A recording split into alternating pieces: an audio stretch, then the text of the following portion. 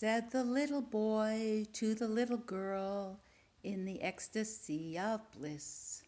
Said the little boy to the little girl, pray give me just one kiss. Well, the girl drew back in great alarm. You're a stranger, sir, said she, but I will give you just one kiss. When the apples grow on the lilac tree. Now the boy felt very sad at heart. She was the only one. And the girl felt quite remorseful at the dreadful wrong she'd done.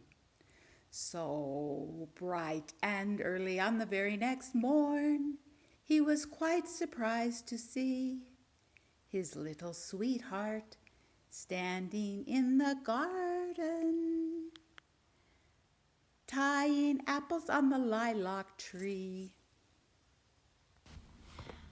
I love to go a-wandering along the mountain track, and as I go I love to sing with my knapsack on my back. Valerie, Valerie, Valerie, Valerie, Valerie, with my knapsack on my back. I wave my hat to all I meet, and they wave back to me. And blackbirds call so loud and sweet from every greenwood tree. Valerie, Valerie, Valerie, Valerie, Valerie, Valerie, with my knapsack on my back. Oh, may I go a-wandering until the day I die. Oh, may I always laugh and sing beneath God's clear blue sky. Valerie, Valerie, Valerie, Valerie, Valerie, Valerie, with my knapsack on my back. The summer, the spring, the songs that I sing, all speak of you. The flowers of June, the wintry moon, are all for you. You are a star shining bright, guiding me through with your light. Lambda Delta Sigma, sweetheart, you're the one that I adore. Lambda Delta Sigma, sweetheart, you're the one I've waited for. Waiting for you, your bright sparkling eyes are as deep as the skies, and your voice is like music to me. Your smile is a song in my heart. I pray that we will never drift apart, for I will always dream of you. Please make my dreams come true. Lambda Delta Sigma, sweetheart. Several years ago, Brigham Young University honored with a presidential citation Sarah Bagley Shumway, a truly remarkable woman of our time. The citation contained these words, and I quote, "It is often within our homes and among our own family members that the eternally significant but usually unheralded drama of daily living occur. The people in these plain but important places bring stability to the present and promise to the future. Their lives are filled with struggle and deep feeling as they face circumstances that rarely fit neatly within the formula of plays, films, and newscasts. But their victories, however slight, strengthen the boundaries through which the history of future generations must pass." Close quote. Sarah married H. Smith Shumway, then her friend and sweetheart of 9 years, in 1948. The courtship was longer than most because Smith, an infantry officer in World War II, was blinded and severely wounded by a landmine explosion in the advance on Paris, France. During his long rehabilitation, Sarah learned Braille so that she could correspond with him in privacy. She couldn't tolerate the idea of others reading her letters aloud to the man she loved. Something of the spirit of this young couple comes to us in the simple candor of Smith Shumway's proposal of marriage. Finally, home in Wyoming after the war, he told Sarah, "If you will drive the car and sort the socks and read the mail, I will do the rest." She accepted the offer. Years of study led to a successful career, 8 accomplished children, a host of grandchildren, and lives of service. The Shumways along life's pathway have faced problems of a child with severe deafness, a missionary son developing cancer, and a twin granddaughter injured at birth. My family and I had the privilege to meet the entire Shumway clan at Aspen Grove a year ago. It was our joy to be with them. Each wore an identifying T-shirt on which was a map depicting the location of each child and family, along with the names of all. Brother Shumway, with justifiable pride, pointed to the location on his shirt of his precious ones and beamed the smile of gladness. Only then did I ponder that he had never seen any of his children or grandchildren. Or had he? While his eyes had never beheld them, in his heart he knew them, and he loved them. At an evening of entertainment, the Shumway family was on the stage at Aspen Grove. The children were asked, what was it like growing up in a household with a sightless father? One daughter smiled and said, "When we were little, occasionally we felt Daddy should not have too much dessert at dinner. So without telling him, we would trade our smaller helping with his larger one."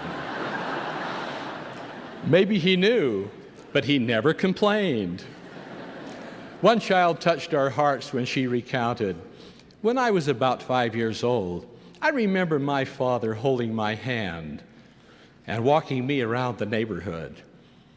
And I never realized he was blind because he talked about the birds and other things.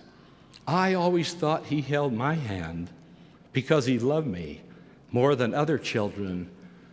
Fathers loved them." Today, Brother Shumway is a patriarch. Who would you guess learned typing skills so as to be able to type the many blessings he gives? You're correct, his beloved wife, Sarah.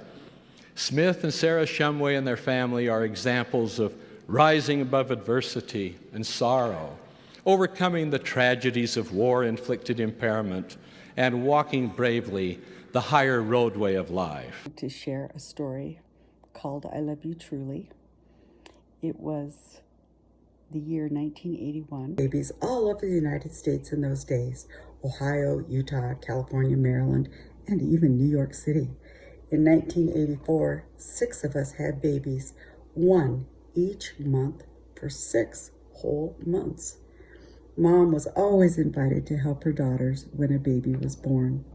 7 of us had many children in the span of 10 years, so Mom kept her suitcases packed and was ready to go whenever and wherever was needed. Blowing into a Kleenex, she stopped. I was far away from home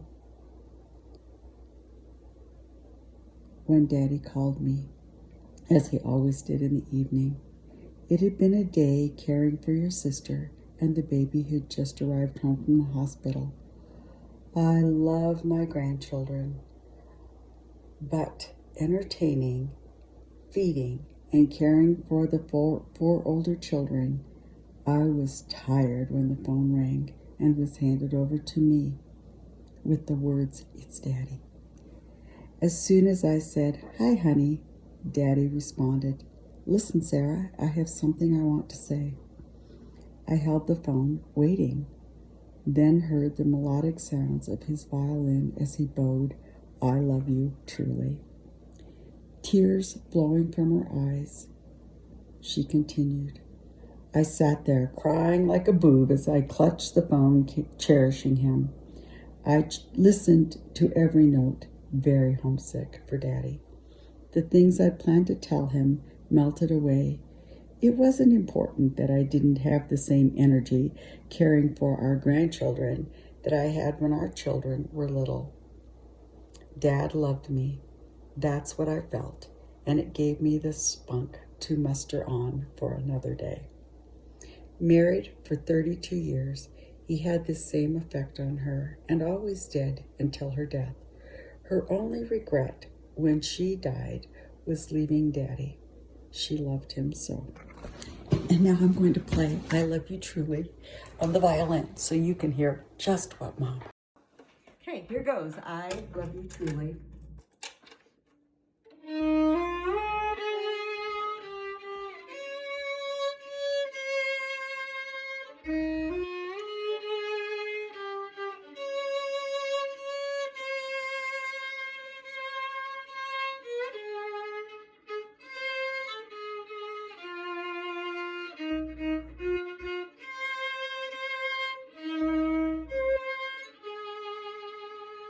My father is a bridge builder as he continues his life of service, from contributing his means and his time to sharing the gospel with everyone that he finds.